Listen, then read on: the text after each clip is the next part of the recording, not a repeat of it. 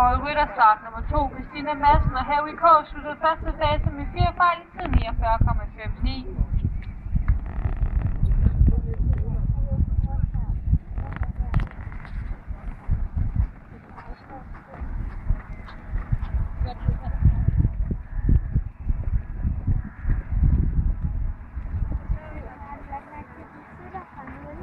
Simon Lyde rider her på Kyste, som efter Kassier A.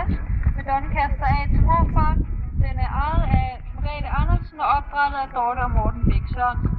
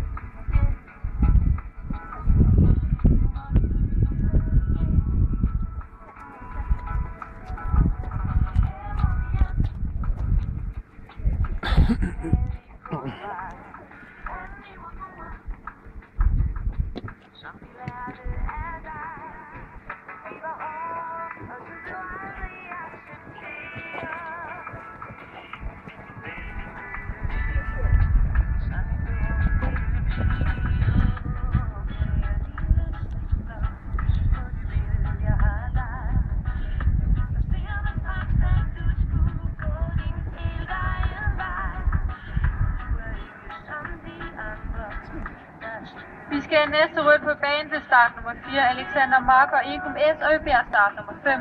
Karen Rode og Carano Capisette om at holde sig klar.